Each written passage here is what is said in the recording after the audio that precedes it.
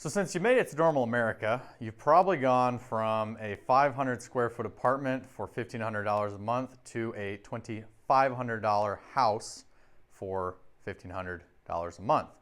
So there's going to be a couple of obvious conclusions you're going to draw pretty quickly, having realized how much more space you have. The first is going to be that you own your own house now, and there's no landlord to come fix stuff, and you're going to be tempted to call professionals immediately. Do not do this. Some professionals do need to be consulted and need to be hired for certain jobs, but you can fix a lot of this stuff yourself. The second is going to be that you have all this space and you don't know what to do with it. Well, you're going to fill it with stuff. You're going to build stuff. You're going to build furniture. You're going to build shelves. You're going to build bookshelves. You're going to build a coffee table in 2014 that's a giant piece of shit, and you're going to keep it in your house for the rest of your life because you made that and you're proud of it. And rightly, you should be. So, how do you get started? Well, you really only need two pieces of power tools, two power tools to get started. They're going to be under $150 each with only a couple of accessories. They're pretty easy to use, and I'm just going to go through their operation and some safety tips. So let's imagine that we want to make a little jig for something, which I'll explain later, and we want to cut this piece in half. It is 23.5 inches. I'm going to mark it at 11 3/4. So how do we split it up? Well, the first thing we need to talk about is this bad boy here. This is a chisel. You don't need to buy a chisel. This is a concept. Chisel is a sharpened wedge of steel. This allows you to generate very high shear forces on the wood. So we have severed the fibers along the axis of the wood. So we have actually cut perpendicular to the fibers, and now we have essentially multiple pieces. So we've only cut that part. We need to cut more. It'd be really great if we put one of these brilliant wedges on something a little more robust. So what we're going to do is we're going to take about 40 of them. We're going to make them small. We're going to put them on a disc. We're going to rotate that disc at about 1,500 RPM. All right? Circular saw. I've had this thing for about 6 years. It's never failed. It works really well. It works very well. It's also very dangerous if it is used inappropriately. Keep that in mind. So, how am I going to use this thing safely? Well, the first thing I'm going to do is I'm going to get comfortable. Anytime you're uncomfortable, you're going to make a mistake. Anytime you're tired, anytime you're not paying attention, you're going to make a mistake, you're going to cut something. Now, since you've been out and about, you've been shooting your guns, you've been cooking with cast iron, you know that if you point the barrel of the gun at something, you better be willing to destroy it. Same thing is true of this saw. We call this line of fire. Anytime that you are cutting, you need to consider, where's the blade going? Where are those little chisels going? What are they going to sever? If your hand is here and you start moving it forward, you should know that that's going to be a big problem. But in this obvious example, you can see it. There are some other things that you might be doing that you don't notice it as effectively, and you need to be constantly aware and constantly paying attention to the line of fire. The second thing is anytime you're trying to jam it, anytime you're trying to force the blade forward, just like when you're cutting meat, just like when you're cutting really anything with a knife, you shouldn't be forcing the blade. The blade should be doing the work. The shear force of the machine should be doing the work. The same thing is true here. You need to make sure that you are not forcing anything, because that's when the blade will catch, you'll get kickback, and you can potentially get cut or get hit. These aren't good things. So I'm not going to force it. I'm going to make sure this is nice and stable too. So I've got the piece I want to cut here. I'm going to adjust my blade to the right height. And I've got a little sacrificial piece of wood here so I don't cut into my table. Measured out my halfway point, and so you might be saying, well, you've measured 23.5 and you've measured the center of that, which is 11 3/4. So you should have two 11 3/4 pieces, right? Wrong. These teeth occupy space and they're going to cut things, and which we want. But what's going to happen is it's going to remove a thickness of about 3/32 of an inch. And we call that kerf.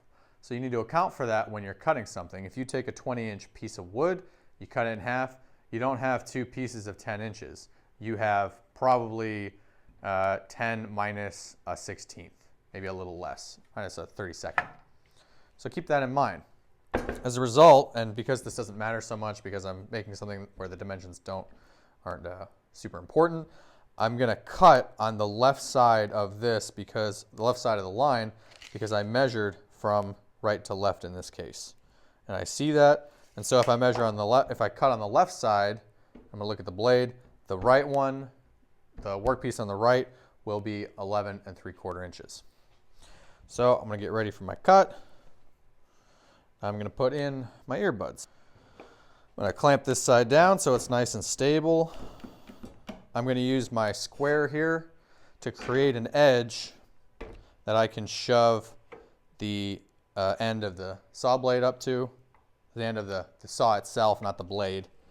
And I'm just going to spot this. So before any cutting even takes place, I'm going to get real comfortable. I'm going to be happy with where my cut is being made. And I like that. So I'm going to back it up a little bit. I'm going to start the blade, and I'm going to take my time. Don't rush this. Don't try to get it over quickly. That's how you're going to get hurt. Take your time. Get comfortable.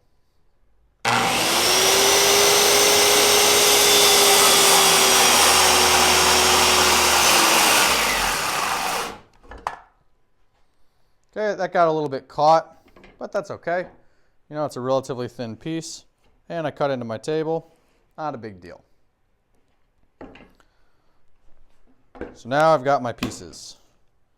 What I'm going to do is I'm going to set them at 90 degrees to each other so I can make a square for in the future when I want to cut with my saw and have a more robust square, the one you already saw. So how are we going to do that? Well, we need to be able to connect these pieces. The thing I just showed you is material removal. That's a big part of fabrication. Second part is connecting material. So we're going to do that with a screw gun or a driver.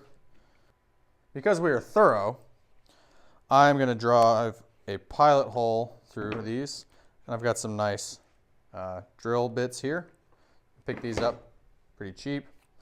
And all this is a motor with a collet, and that's going to grab the drill bit. And all a drill bit is it's a chisel that's been wrapped around a rod. And it's going to allow you to cut into the material as you rotate. Now the same rules for safety apply here as they do for the circular saw. You're going to stay out of line of fire. You are not going to do a drill. You're not going to drill a hole like this. Okay? Consider what's behind the piece. It's important. So I'm going to line this up. I'm going to make sure it's nice and square. I like that. And I'm going to drill some pieces. Drill some holes. Now the reason I drilled these holes is because in a second I'm going to put some screws through it. And all a screw is an inclined plane wrapped around a rod.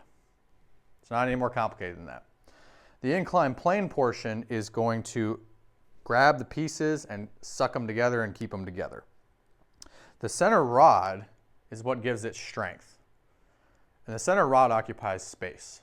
So if I don't drill these holes, the rod is going to try to occupy the space that the wood currently exists in, which means that if you have a big enough screw or a weak enough piece of wood, primarily in solid wood, you're going to get splitting because it's more brittle. Plywood is not going to be a problem in the slightest. I really didn't even drill these pilot holes. I just did it so we could see what's happening. It's a little more thorough. So especially in hardwoods, because they are more stiff, they need to be pre-drilled. The other nice thing about drilling pilot holes is that they give you the position very effectively. If I try to drive my screws in and just holding it here, there's a chance the workpiece could shift out of position. But now I take a look and yeah, this is nice and square and we're good to go. So I've got my new square here. I'm going to drill a hole in that and put it on my wall. And that's about it. These you can pick up pretty cheap. They're not going to be very much, 75 to 125 bucks. You can usually get them on sale after Christmas. There are basically two types of drivers. There's going to be a battery operated wireless and there's going to be a wired. Wired is going to be more important if you're doing continuous usage, if you're drilling through thick stuff, if you're drilling through cement, you need to do that. But if you don't have a drill and you're going to get one, you should get a battery powered one because you're going to be able to use it all throughout your house and you're not going to want to have a corded one that you're going to lug around everywhere.